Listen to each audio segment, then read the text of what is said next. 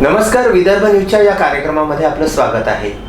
येत्या विधानसभा निवडणुकीला अवघे 4 दिवसांचा कालावधी शिल्लक असताना आज बडनेरा विधानसभा मतदारसंघाच्या शिवसेनेच्या अधिकृत उमेदवार असलेल्या प्रीती बंड ह्या निवडणूक लढवित आहे आणि त्यांच्यासाठी खास करून जिल्हा प्रमुख म्हणून जी जबाबदारी स्वीकारलेली आहे ती आहे सुनील खराटे यांनी। अमरावती जिल्ह्याचे जिल्हा प्रमुख म्हणून जबाबदारी स्वीकारल्यानंतर सर्वप्रथम या निवडणुकीला सामोरं जाताना आज आपल्या स्टुडिओमध्ये आपण निमंत्रित केलेला आहे जिल्हा प्रमुख शिवसेनेचे सुनील खराटे यांना। सुनीलजी, या आमच्या विदर्भ न्यूजच्या स्टुडिओमध्ये आपलं हार्दिक स्वागत आहे। धन्यवाद।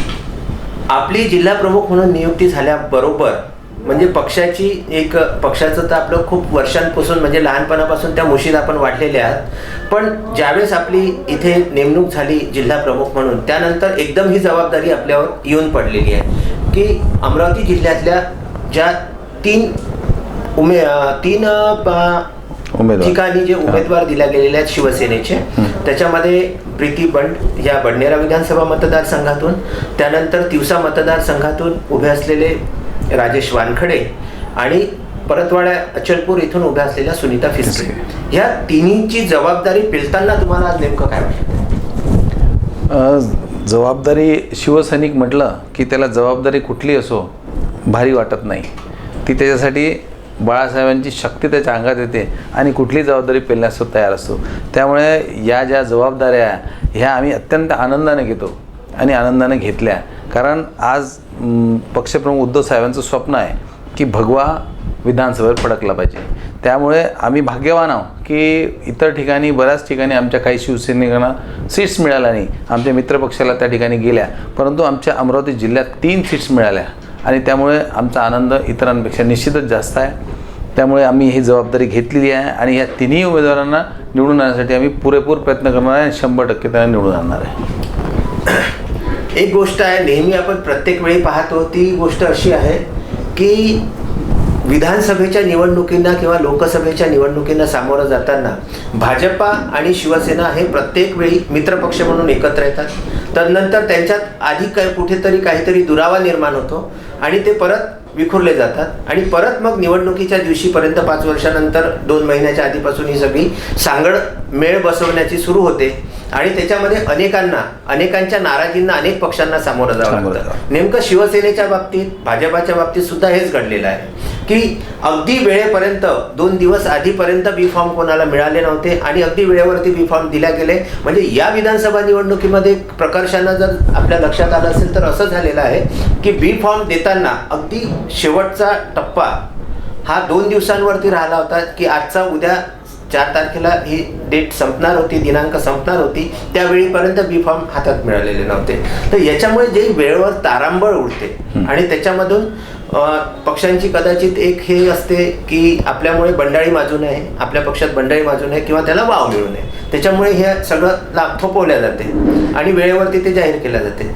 परंतु ज्या उमेदवाराची आज आपण जर समजा थोडंसं अमरावतीचा विचार केला, आज आपण अमरावतीमध्ये आहोत, अमरावतीमध्ये मित्रपक्ष म्हणून भाजपाचे डॉक्टर सुनील देशमुख हे आहेत आणि शिवसेनेच्या प्रीती बंड यांची जबाबदारी आपण 100% जवळपास स्वीकारलेली आहे। सध्या बडनेरा मतदारसंघाचा जर विचार केला तर गेल्या 10 वर्षांपासून जिथे राणा हे आमदार म्हणून निवडून येतात आणि त्यांची सुविद्य पत्नी आता जी आपल्या अमरावती जिल्ह्याची खासदार झालेली आहे, हा बॅकग्राऊंड असताना तुम्हाला सध्या प्रीती बंड यांच्याबद्दल नेमकं बडनेरा मतदारसंघात काय वाटते? बडनेरा मतदारसंघाच्या बाबतीत झालं तर गेल्या 5 वर्षा अगोदर जरी आम्ही निवडणूक हरलो ती फार मोठ्या फरकानं हरलो नाही। त्यानंतर मला जिल्हा प्रमुख म्हणून तिथली जबाबदारी आली। अगोदर महानगर प्रमुख होतो, त्यामुळे जवळपास 70% भाग जो बडनेरा मतदारसंघाचा आहे तो शहरी असल्यामुळे मी महानगर प्रमुख म्हणून बडनेरा मतदारसंघात 70% भागात निश्चित काम केलेलं होतं। जवळपास 73 शाखा मी अमरावती आणि बडनेरा मिळून केलेल्या आता वातावरण एकदम चांगलं तयार झालं। त्यानंतर माझ्याकडे जवळपास 2-2.5 वर्षा अगोदर जिल्हा प्रमुख पदाची जबाबदारी आली, त्यामुळे ग्रामीण भागात परत मी याच पद्धतीनं संपर्क केला आणि ग्रामीण भागातलं जे वातावरण थोडंसं स्लो झालेलं होतं ते निश्चित एकदम स्ट्रॉंग केलं। प्रत्येकाच्या भेटीगाठी घेतल्या, प्रत्येक गावात ज्या समस्या होत्या त्यांना समस्यांना वाचा फोडली, त्यांना समस्या जास्तीत जास्त निपटारा करण्याचा प्रयत्न केला आणि बऱ्याच लोकांची कामं झाली। ग्रामीण भागातले अतिशय साधे लोक असतात, त्यांना फार छोट्या समस्याचं एक आरोग्य समस्या की पटकन बा कुठंतरी इमर्जन्सी आली, त्या लोकांना सुचत नाही की बा त्यांची ओळख कोणासोबत नसल्यामुळे पटकन आपण हॉस्पिटलमध्ये त्यांच्या मदतीला गेलो, तिथल्या सुविधा त्यांच्यापर्यंत पोहोचवल्या. त्यानंतर आणखी तहसीलमध्ये 7-12 असो, SDOकडे असो, छोटे मोठे जे कामं असतात, परंतु त्यांना संपर्क करून त्यांच्याकडून त्यांचे कामं आपण प्रयत्न करून केले की ते सगळ्यात जास्त लवकर आपल्यासोबत येतात. आणि अगोदर शिवसेना त्या भागात होती, परंतु संपर्क नसल्यामुळे, लोकांचा संपर्क नसल्यामुळे त्या ठिकाणी शिवसेना थोडी स्लो झालेली होती, जी माझ्या संपर्कामुळे स्ट्रॉंग झाली आणि ती ॲक्टिवेट झाली. त्यात तिकडचं वातावरण एकदम प्रफुल्लित झालं. त्याच्यामुळे शिवसेना तिथं मागच्या तुलनेत एकदम अगोदरच स्ट्रॉंग झालेली होती. आणि त्यात महत्त्वाचं म्हणजे संजयभाऊ बंडांनी केलेलं, गेल्या 15 वर्षात आमदार होते, त्यानंतर 10 वर्ष ते जरी राजकारणात असून पडले तरीसुद्धा त्यांचा लोकांशी संपर्क होता. त्याच्यामुळे त्यांच्याबद्दलची आस्था, त्यांनी या शिवसेनेसाठी केलेलं बलिदान, त्याग हा लोकांच्या लक्षात आहे. त्यामुळे प्रीतीताईंना तो जो वारसा आहे संजयभाऊंचा, जरी प्रीतीताई नवीन आहेत पण प्रीतीताई कधीही कॉन्ट्रोवर्शियल कोणत्याही विषयात नव्हत्या, संजयभाऊच्या राजकारणात कधी नव्हत्या, परंतु कार्यकर्त्यांच्या आग्रहामुळे आणि संजयभाऊंचं जे प्रस्थ आहे, संजयभाऊंबद्दलची जी आस्था आहे, ती जी लोकांच्या मनात आहे, ती त्यांच्या भावना त्यांना उंचवून आल्या की बा तुम्ही या संजयभाऊच्या जागी, आता आम्हाला तुम्ही पाहिजे, त्यांचा वारसा घेऊन तुम्ही या, बंड परिवार आला पाहिजे. आणि त्या आग्रहास्तव त्या समोर आल्या आणि त्याच्यामुळे त्यांना फार कठीण जाणार नाही, कारण हा लोकांच्या आग्रहास्तव ती आलेली बाई आहे. ती स्वतःची त्यांची बिलकुल इच्छा नव्हती, परंतु लोकांच्या आग्रहामुळे आल्यामुळे ऑलरेडी लोकांनी त्यांना पसंत केला आहे की हा उमेदवार आपल्यासाठी असू शकतो आणि हा उमेदवार आपल्यासाठी योग्य आहे. त्यामुळे त्यांना जरी नवीन असल्या तर काही कठीण नाही. आणि दुसरं, जो आमदार आहे 10 वर्षापासून, अमरावती आणि बडनेरा हे जुळे शहर आहे, महानगरपालिका एकत्र आहे. महानगरपालिका एकत्र असल्यामुळे जरी महानगरपालिकेचं प्रशासन एकत्र असलं तरी 2 वेगवेगळे आमदार असल्यामुळे आपापल्या भागात प्रत्येकाने विकास करण्याचा प्रयत्न केला आहे. त्यात सुनील देशमुख सरस ठरलेले आहे आणि त्याचं प्रमाण खूप जास्त मोठ्या प्रमाणात आहे. इकडचा जो विकास आहे तो असा डोळ्यांना दिसणाऱ्यासारखा आहे, डोळ्यात बसण्यासारखा आहे. कोणीही सांगू शकते, लोकप्रतिनिधी आवर्जून सांगू शकते, त्याच्या विकास कामांना लोकांपर्यंत पोहोचू शकते. पण तोच बडनेरा मतदारसंघात जर पाहिलं तर मूलभूत सुविधांपासून तर अनेक गोष्टी वंचित राहिलेल्या आहे आणि फक्त घोषणा, आश्वासनं आणि दुसऱ्यांच्या कामावर स्वतःचा बडगा, या 3 गोष्टींना तिथं जास्त वाव असल्यामुळे त्या आमदाराबद्दल लोकांची तीव्र नाराजीसुद्धा आहे. हे सुद्धा आमची एक जमेची बाजू आहे. त्या दोन्ही कारणामुळे प्रीतीबंडांना फार कठीण जाणार आहे असं वाटत नाही. त्यानंतर आम्ही सगळे शिवसैनिक एकवटलेलं भारतीय जनता पार्टी पूर्ण फुल फ्लॅशमध्ये, म्हणजे प्रामाणिकपणे अत्यंत ताकदीने उतरलेली आहे. त्यामुळे दोन्ही पक्षाची एकजूट होऊन सामायिक शक्ती तयार होऊन प्रीतीताई 100% निवडून देणार आहे. एक जर आपण विचार केला स्वर्गीय संजय बंड यांच्या बाबतीत, तर वलगाव विधानसभा मतदारसंघ असताना स्वर्गीय संजय बंड हे तिथले आमदार होते. 15 वर्षाच्या पूर्वीचा हा काळ होता आणि तदनंतर संजयभाऊंना 10 वर्ष राजकारणापासून थोडंसं अलिप्त राहावं लागलं, कारण ते या राजकारणामध्ये आलेच नाही. त्याच्यानंतर हा जो कार्यकाळ होता मधला, हे मात्र आपण जे आता सांगितलं की ते त्यांचा जनसंपर्क हा खरोखर दांडगा होता आणि मनमिळावू स्वभाव असल्यामुळे प्रत्येकाशी त्यांचं सलोख्याचं नातं सुद्धा होतं. आणि ही बडनेराची निवडणूक ते यावेळी लढवणार हे जवळपास त्यावेळेस नक्की झालं होतं. आणि त्या अचानक त्यांचं देहावसान झालं आणि ते आपल्यातून निघून गेले. त्या तदनंतरचा जो काळ होता तेव्हापासून आजपर्यंतच्या ज्या एकंदरीत घडामोडी होत्या की प्रीती बंड ह्या उभ्या राहणार, त्यांना उमेदवारी मिळणार आणि त्यांना उमेदवारी मिळाली. आज संजयभाऊंनी इतर ठिकाणचं जे त्यांचं काम होतं वलगाव मतदारसंघातलं, आणि आज जर पक्षाचा म्हणजे मागच्या विधानसभा निवडणुकीचा जर विचार केला तर त्यावेळी भाजपाला ही तिकीट गेली होती. भाजपाचे तुषार भारतीय यांना जवळपास 30,000 मतं त्यावेळी मिळाली होती. आजचा जर तसा आपण विचार केला तर शिवसेना, भाजपा आणि सद्यस्थितीमध्ये जे मुख्यत्वे करून बडनेराचं जे वोटिंग आहे ते मुस्लिम वोटिंग, हे सध्या शिवसेनेकडे आहे का, की त्याच्यामध्ये काही कॉन्ट्रावर्सी वाटते? पहिल्यांदा तर तुम्ही जे म्हटलं की संजयभाऊंचा मतदारसंघ वलगाव होता, तो निश्चित वलगाव होता. 3 टर्म त्या ठिकाणी आमदार होते. त्यानंतर तो वलगाव मतदारसंघ तिवसा मतदारसंघात मर्ज झाला आणि जवळपास 75% गावं ती तिवसा मतदारसंघात गेली. आणि तुम्ही जसं म्हटलं ते थोडं मी करेक्शन करतो की संजयभाऊंनी निवडणूक लढवण्याचा निर्णय घेतला होता, परंतु त्यांनी तिवसा मतदारसंघात निवडणूक लढण्याचा निर्णय घेतला होता. आमचं थोडं म्युच्युअल बोलणं झालं होतं. मी जेव्हा जिल्हाप्रमुख झालो त्यांच्याकडे गेलो, त्यांना सांगितलं, तर त्यांनी स्वतः मला शब्द दिला होता की मी तिवसा लढणार आहे. मी पक्षप्रमुखांना मागून घेतलेला आहे तिवसा मतदारसंघ आणि तू तिवसा बडनेरा लढ. आणि असं ह्या आमच्या सर्व कार्यकर्त्यांच्या समोर त्यांनी शब्द दिला. त्यानंतर 4-5 गावात ते आले, स्वतः त्यांनी बैठका घेतल्या आणि सांगितलं की आता सुनील या ठिकाणी काम करणार आहे. आणि त्यामुळे निश्चित आम्ही दोघांनी एक मतदारसंघ वाटून घेतल्यासारखा होता आणि तसंच काम चालू होतं. परंतु त्यांच्यानंतर अचानक त्यांचं देहावसान झालं. देहावसान झाल्यानंतर मी त्या मतदारसंघात काम केलेलं होतं, त्यामुळे वातावरणही तयार झालेलं होतं. परंतु लोक आग्रह असा होता की प्रीतीताईंनी बडनेरात लढावं. त्यामुळे पक्षप्रमुखांनी निर्णय घेतला की आता काय करायचं.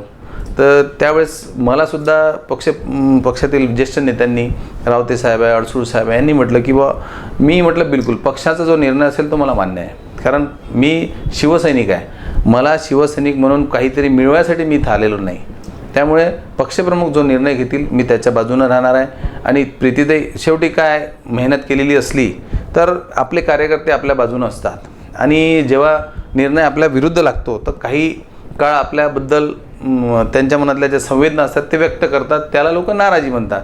तर ती नाराजी आमची किंवा आमच्या काही कार्यकर्त्याची एक 2 दिवस साहजिक होती. कारण आपण कुठलाही आघात झाला तर रिफ्लेक्शन हे येतेच. त्या अनुषंगानं सगळ्यांना थोडं नाराजी व्यक्त केली. परंतु त्यांना आम्ही समजावलं. मलासुद्धा उद्धव साहेबांनी मी फोन केला आणि रावते साहेब, वडसूळ साहेब, ते नाईक आपले हे राऊत साहेब, ह्या सगळ्यांचे फोन आले. मी म्हटलं साहेब मी 100% भगवायच्या सोबत आहे. मी बंडाळी करणार नाही. माझ्या ते काय म्हणते डोक्यातच नाही. त्यामुळे 100%. परंतु म्हटलं माझ्या कार्यकर्त्यांना मला थोडं सांत्वना देणं आवश्यक आहे. नंतर ते वातावरण शांत झालं आणि आम्ही पूर्ण ताकदीनिशी आमच्या मनात कुठलंही किंतु परंतु न ठेवता माझ्या कार्यकर्त्यांसोबत माझी बैठक झाली. त्या सगळ्यांच्या भावना जाणून घेतल्या आणि त्यांना सांगितलं की आज जे स्वप्न पक्षप्रमुख पाहत आहेत, आपल्या थोड्याशा चुकीमुळे जर ते चुकत असेल तर ते आपण कधी करू नये. आपल्याला नाहीतर शिवसैनिक राहण्याचा अधिकार नाही.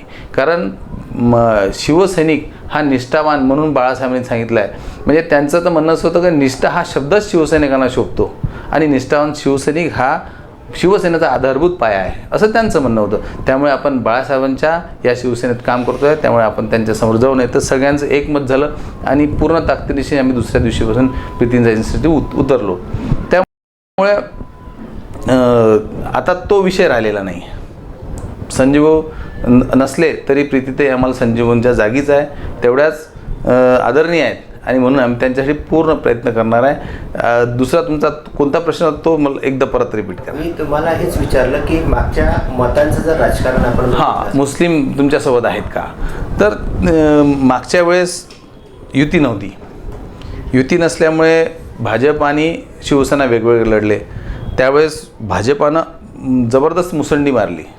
जो परंपरागत मतदार आमचा होता शिवसेनेचा, त्या ठिकाणी आम्हाला पूर्ण विश्वास होता की संजीव निवडून येतील.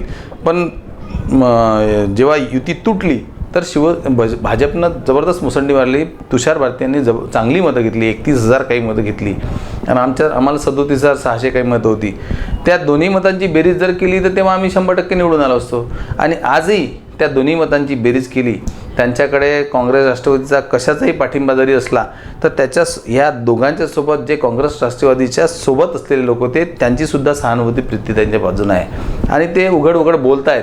त्याच्यामुळे त्यातलाही बराचसा भाग आमच्याकडे येईल. त्यामुळे आमची मार्जिन जी आहे ती वाढण्याची शक्यता आहे. म्हणजे आम्ही असं काठावर पास होणार नसून मोठ्या फरकानं होणार आहे. त्यामुळे मुस्लिमसुद्धा यावेळेस मोठा वर्ग आमच्या सोबत आहे. स्वयंस्फूर्त ते स्वागत करत आहेत. त्यांनी सभा लावल्या आणि त्यांच्या म्हणजे एरियात एवढ्या जबरदस्त मिटिंग झाल्या की आम्हाला त्याबद्दलचं आश्चर्य झालं आणि ते सगळे लोक आपल्या एकदम मनापासून सोबत आहे असं त्या ठिकाणी चित्र झालेलं आहे. त्यामुळे आणखी आपली लीड वाढण्याची शक्यता निर्माण झालेली आहे. बडनेरा विधानसभा मतदारसंघानंतरचा जो आपला मतदारसंघ आहे तो आहे तिवसा आणि त्यानंतरचा अचलपूर. तर तिवसामध्ये सध्या परिस्थिती काय आहे आणि अचलपूरमध्ये सध्या परिस्थिती काय? दोन्ही ठिकाणी परिस्थिती चांगली आहे. अचलपूरचा कॅन्डिडेट तर ऑलरेडी नगराध्यक्ष आहे, त्यामुळे लोकांशी संपर्क त्याचा दांडगा आहे. आणि अचलपूर शहरातून मला असं वाटतं एकच कॅन्डिडेट आहे आणि एक मोठा मतदार अचलपूरमध्ये आहे, तो एक फॅक्टर आहे. त्यानंतर त्यांचा जो त्यांचे पती आहे ते सुद्धा नगरसेवक आहेत. मी पाहिलं त्यांना की सतत ते लोकांच्या कामात असतात.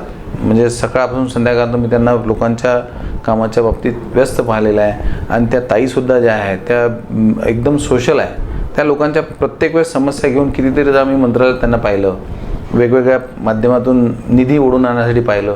ह्या सगळ्या गोष्टी काउंट होतात. त्यामुळे तिथलं वातावरण निश्चितच यावेळेस बदलेल. परिवर्तन त्या ठिकाणी होण्याची दाट शक्यता आहे. त्यामुळे त्यासुद्धा निवडून येण्याची शक्यता आहे. आणि राजेशभाऊ वानखडे त्या भागातही तुम्ही पाहिलं तर अँटी इन्कम्बन्सी हा पहिला फॅक्टर आहे. दुसरा कॅन्डिडेट फ्रेश आहे आणि त्यांनीसुद्धा त्यांचं गाव त्या मतदारसंघात आहे.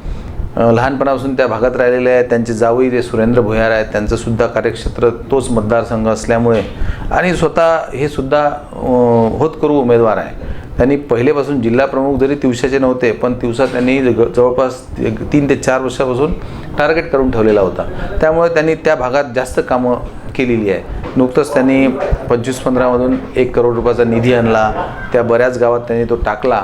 त्यामुळे लोकांची संपर्क त्यांचाही दांडगा आहे आणि त्यामुळे तो दोन्ही फॅक्टर मिळून त्यांचाही विजय जवळपास निश्चित आहे.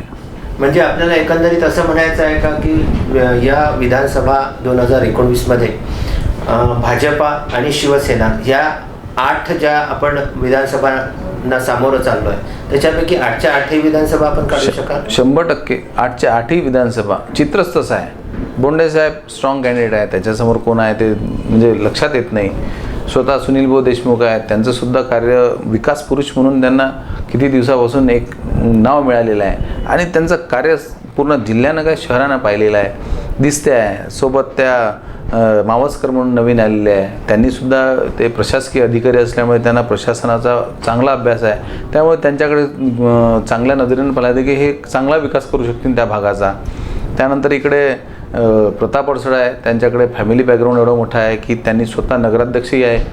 त्यामुळे त्यांचाही दांडगा अनुभव आहे, दांडगा संपर्क आहे. मग अमरावतीत प्रीतीताई बंड आहे. त्यांचं तर मी तुम्हाला सांगितलं तर त्यांना तर हरवण्याचा चान्सच नाही आहे. त्या 100% निवडून येणार आहे. त्यांच्यासाठी तर पूर्ण जिल्ह्याचं लक्ष लागलं आहे. जिल्ह्याभरातून लोक त्या ठिकाणी एकत्र होत आहे आणि सगळ्यांची मानसिकता एक आहे की प्रीतीताई बंडांना कोणत्याही परिस्थिती निवडून आणणार आहे. त्यामुळे 8च्या 8ही सीट निवडून यायला काही हरकत नाही असं वाटते. जातीय समीकरण कुठपर्यंत या विधानसभा निवडणुकीमध्ये राहिलं असेल? मला असं वाटते जातीय समीकरण या ठिकाणी तो फॅक्टरच येणार नाही. कारण आतापर्यंतचं जे राजकारण होतं ते वेगळा प्रकार होता. पण प्रीतीताई बंडसाठी जातीय समीकरण कुठंही लागू होणार नाही असं मला वाटते. कारण सर्व जातीचे सर्व धर्माचे, मी आताच सांगितलं की मुस्लिम लोकांचा जो प्रतिसाद पाहिला त्यावरून तुम्ही समजून घ्या की जात हा विषय तिथे येणारच नाही. धर्म जेव्हा येत नाही आहे तर जात कुठून येणार आहे? प्रत्येक जातीचा व्यक्ती त्या बाईच्या मागं राहून त्या आमच्या ताईंना निवडून आणण्यासाठी 100% प्रयत्नशील आहे. आता जसं आपण सांगितलं की इतका मोठा विकास हा अमरावती जिल्ह्यामध्ये झालेला आहे.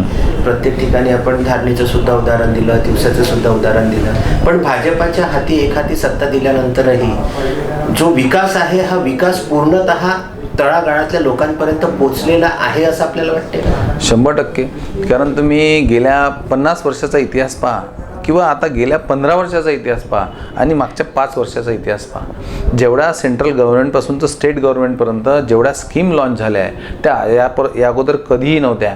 म्हणजे त्या नुसतंच लॉन्च करून चालल्या नाही तर त्यांनी सगळ्यात महत्त्वाचं कार्य हे केलं की इम्प्लिमेंट करण्यावर जास्त भर दिला. म्हणजे जसं आपण वृक्ष लागवड पकडतो तर वृक्ष लागवड केली, त्या दिवशी हात आपण मातीनं भरवले, हात धुतले ना आपण निघून गेलो, पण त्या झाडाला वर्षावर पाणी कोण घालं या गोष्टीवर सगळ्यात जास्त लक्ष द्यायला पाहिजे. आणि ह्या गोष्टीवर सगळ्यात जास्त लक्ष केलं की प्रत्येक स्कीम त्या ज्या व्यक्तीसाठी आपण लॉन्च केली आहे त्या व्यक्तीच्या शेवटच्या स्तरापर्यंत ती पोहोचली पाहिजे. त्याच्यामुळे आणि जर तुम्ही फक्त जिल्ह्याचा विचार केला तर 26,000 कोटी निधी या 5 वर्षात अमरावतीत आलेला आहे. आपण रस्ते जे पाहताय आज महानगरपालिकेला दरवर्षी जर रस्ते करायला लागत होते, एक पावसाळा आला की रस्ता उडून गेला, मग लोकांची ओरड सुरू, तर ती ओरड आता 25 ते 30 का 50 वर्षापर्यंत येणार नाही. जे इतक्या म्हणजे 1.5-1.5, 2-2 फूट जाडीचे रस्ते तयार झाले ते कितीही हेवी ट्रॅफिक त्यावरून गेली तर त्या रस्त्याला म्हणजे काहीही होणार नाही आणि तिथं गड्डे पडणार नाही. त्यामुळे आता महानगरपालिकेचा जो हा पैसा आहे किंवा BNCचा जो पैसा आहे तो बचत झाला, म्हणजे तो दुसऱ्या विकास कामात युटिलाइज करता येईल. त्यामुळे विकास झालेला आहे ना त्या स्पीडनं होणार आहे. नाही, पण नेमकं जर आपण आता म्हटलं की मग जेव्हा अमरावती आणि बडनेराच्या राजकारणाचा जर विचार केला तर आपल्या असं लक्षात येईल की महानगरपालिकेला आपण एक हाती सत्ता दिलेली आहे, पण आज म्हणजे नगरसेवकांना मारण्यापर्यंतचे मारहाणीचे सुद्धा प्रकरण आपल्याला आपल्या अमरावती शहरामध्ये झालेले आहे. मग जर विकास झाला असता तर लोकांनी एकदम अंगावर हात घालण्याचं काही कारण नव्हतं. नाही, एक्सेप्शनल केसेस ह्या प्रत्येक पक्षात असतात की असं नाही आहे की बा पैसा आणला नाही, निधी आणला नाही. आज सर्वात जास्त जर कोणती म्हणजे सर्वसामान्य व्यक्तींचा प्रॉब्लेम आहे ती साफसफाई. त्या साफसफाईवर ज्या ठिकाणी लक्ष दिल्या जात नाही त्या ठिकाणी हा अशा प्रकारचा उद्रेक होतो. बाकी रोड्स जे आहेत ते तर पूर्ण शहरात दिसत आहेत आपल्याला. पण तुम्ही फक्त रोडच एक दाखवू शकता, पण त्या रोडच्या व्यतिरिक्त बाकीच्या ज्या गोष्टी आहेत. आज शहराचा विकास करताना सर्वसामान्य जनतेला काय पाहिजे असते? सर्वात पहिले दळणवळणाची योग्य साधनं, बरोबर, म्हणजे रस्ते. दुसरं पाहिजे असते प्रकाश व्यवस्था. तिसरं पाहिजे स्वच्छता. तर सगळ्यात पहिली गोष्ट आहे. म्हणजे आरोग्य हे पहिल्या प्रत्येक व्यक्तीचं मूल ध्येयच ते असते की बा जान आहे तो जहान आहे. म्हणजे आपण चांगलं तर सगळं चांगलं.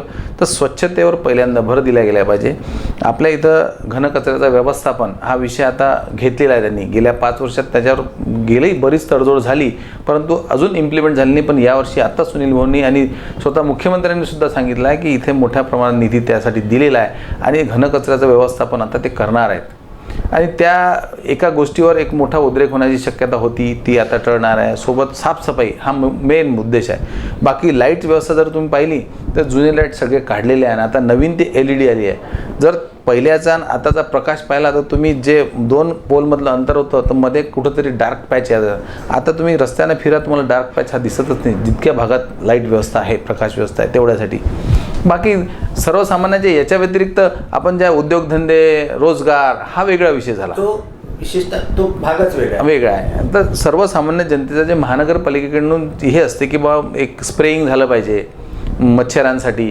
एक मच्छरांचा एक विशिष्ट काळ असतो, पावसाळा संपल्यानंतर हिवाळ्याच्या स्टार्टिंगला. मला एक्झॅक्टली हे म्हणायचं होतं की योजना येतात, योजना येऊन दफ्तरामध्ये बंद राहतात. त्याचं जे इम्प्लिमेंटेशन व्हायला पाहिजे ते इम्प्लिमेंटेशन मध्ये प्रॉब्लेम आहे. त्याच्यासाठी शासन कुठल्याही प्रकारची ठोस भूमिका घेत नाही आहे. बरोबर आहे. ती या बाबतीत ते महानगरपालिका अपयशी ठरलेला आहे. यात काही म्हणजे तोडी मानण्यासारखं आहे की ज्या मस्किटोजसाठी जे स्प्रेइंग जो विषय आहे त्या विषयात आणि साफसफाईच्या बाबतीत थोडा गैरप्रकार झाल्यासारखा वाटतो आहे. मी सुद्धा त्याला वाचा फोडण्याचा प्रयत्न केला आहे. मी विधानसभेत सुद्धा, विधान परिषदेत आणि लक्षवेधीसुद्धा लावलेली आहे. ती अजून प्रलंबित आहे. अर्धा तास चर्चा मला सभापतींच्या दालनात मिळालेली आहे, पण आचारसंहितेमुळे ती थांबलेली आहे. तर हा विषय निश्चित महानगरपालिकेच्या मार्फत झालेला आहे की साफसफाईच्या बाबतीत आणि लोकांच्या आरोग्य व्यवस्थेसाठी कसूर कुठंतरी दिसतो आहे. त्याचाच उद्रेक म्हणून हा वास्तविक पाहता नगरसेवकांची त्यात चूक आहे असं मला बिलकुल वाटत नाही. कारण जोपर्यंत प्रशासकीय अधिकारी निधी व यंत्रणा हे देणार नाही तर तो कोणताही नगरसेवक स्वतःच्या पाठीवर घेऊन तर स्प्रे मारू शकत नाही. त्यामुळे नगरसेवकाची चूक नसतानाही प्रशासनाची चूक आहे असं मला वाटतं. एक महत्त्वाचा प्रश्न आहे तो असा आहे की या 3ही मतदारसंघामध्ये ज्या ज्या ठिकाणी आपण तिवसा आहे, बडनेर आहे आणि अचलपूर आहे, या 3ही मतदारसंघामध्ये पुनश्च मी त्याच ठिकाणी येणार आहे की स्वच्छतेचा मुद्दा थोडासा बाजूला ठेवला तर सगळीकडे एक हातीच सत्ता आहे. त्याच्यामुळे आपण जसं आता सांगितलं की आपल्याला म्हणजे पक्षाला, आपल्या शिवसेनेला आणि भाजपाला जनता 8ही ठिकाणी विजयी करणार आहे असं आपण त्या अनुषंगाने आपणा सर्वांचे म्हणजे भाजपाचे आणि शिवसेनेचे प्रयत्न चाललेले आहेत. हो, आम्ही विदर्भ न्यूजच्या वतीने आपल्या 8ही उमेदवार हे विजयी हो अशी म्हणजे आपल्याला शुभेच्छा देतो. धन्यवाद. परंतु जाण्यापूर्वी आपण खास करून एक महत्त्वाचा असा प्रश्न आहे की आपण अडसुळांचे खंदे समर्थक आहात. याच्यामध्ये अडसूळ साहेबांची मेन जी मुख्य भूमिका आहे ती अडसूळ साहेबांची भूमिका काय आहे कुठल्या या निवडणुकीत? माजी खासदार आनंदराव अडसूळ यांनी या जिल्ह्याचा भरपूर विकास केला आणि भरपूर करण्याचा प्रयत्नही केला. आता आम्ही त्यावेळेस लोकांपर्यंत त्या गोष्टी पोहोचवण्यास अपयशी ठरलो, त्यामुळे आमचा पराभव झाला असं माझं मत आहे. तरी आमच्या अमरावतीच्या जनतेनं आम्हाला भरपूरून आशीर्वाद दिले. 4,75,000 मतं ही काही साधी गोष्ट नाही आहे. आज अडसूळ साहेब स्वतः पहिल्या दिवशी फॉर्म भरण्यापासून तर काल त्यांना ते कोर्टाची केस होती, त्यामुळे ते परत मुंबईला गेले. त्यांचा मुलगा अभिजित अडसूळ आज इथं हजर आहे. ते पहिल्या दिवशीपासून कॉन्सन्ट्रेट करून आहे. तिन्ही मतदारसंघात ते सभा लावत आहेत, सभा घेत आहेत, संपर्कात आहे कार्यकर्त्यांच्या, पदाधिकाऱ्यांच्या, प्रत्येक ठिकाणी पूर्ण वेळ देत आहे. त्याच्यामुळे 100% ती जबाबदारी त्यांनी घेतलेली आहे. आता दुसरा विषय की तुम्ही जे म्हटलं की 8ही मतदारसंघात जे जनता आहे त्या जनतेनं आतापर्यंत विश्वास केलेला आहे आणि करणार आहे. कारण सत्ता म्हणजे जादूची कांडी नाही की बुवा एक फिरवली लगेच झालं. गेल्या 15 वर्ष, 20 वर्ष, 30 वर्षाचा इतिहास जर बघितला तर गेल्या 5 वर्षात जो विकास झाला आहे तो ज्या स्पीडनं झाला आहे आणि ज्या पद्धतीनं केला गेला आहे आणि भ्रष्टाचाराला जो आळा घातलेला आहे तो लोकांच्या नजरेत भरलेला आहे. त्यामुळे लोकसभेत जे निर्भळ यश मिळालं तेच यश आपल्याला विधानसभेत सुद्धा मिळणार आहे असा माझा दाट विश्वास आहे. कारण जादूची कांडी फिरवल्यानंतरच असं काही होऊ शकते की ह्या सगळ्या समस्या संपल्या. मनुष्य जीवन आहे, रोज नवीन नवीन समस्या तयार होणार आहे आणि त्या समस्याला आपल्याला समोर जायचं आहे. कारण एक शहर म्हटलं की त्या शहरात एक वस्ती असली तर एक कालांतरानं काही आणखी वस्ती तयार होते, तर तिथलं लेआउट, मग तिथले रोड, तिथल्या नाल्या त्या आल्याच. निधी हा तेवढाच येत असतो, परंतु जी डिमांड आहे ती वाढली तर ती त्या परिपूर्ण करण्यासाठी थोडा कालावधी लागतो. तर त्यात काही लोकांचा नंबर अगोदर लागतो, काही लोकांचा उशिरा लागतो. अगोदर ज्याचा लागला तो ओरडत नाही, पण जो उशिरा सगळ्यात छोटी आत्ता इलेक्शनच्या वेळेस तुम्ही आले बा असं काहीतरी एक भूमिका असते, पण ती एक विशिष्ट लोकांची असते आणि ते त्यांचं त्या तितक्या पुरतं असते. पण त्यांना ते गोष्ट लक्षात आली की ती सगळी समस्या निवारण झाल्यावर सगळ्यांचा राग दूर होतो आणि निश्चित 100% लोक या दोन्ही पक्षाच्या बाजूने राहून 100% 8ही सीट निवडून देतील.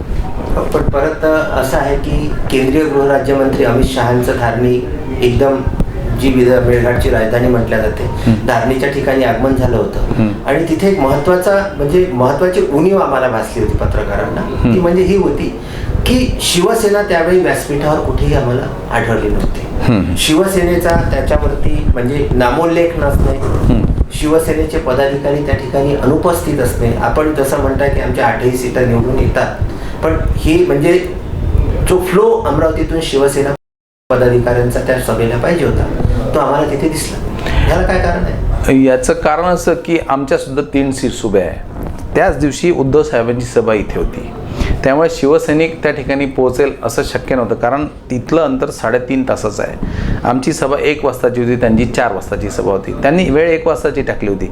त्यामुळे आमचं आपसी कोलॅबरेशन झालं. त्यांना सांगितलं की आम्ही त्या ठिकाणी येऊ शकणार नाही.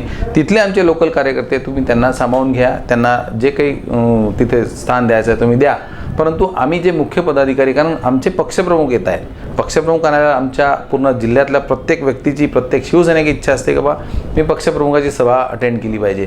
त्यामुळे जास्त फ्लो आमच्या इकडे होता आणि त्याच दिवशी अमित शहांची सभा होती.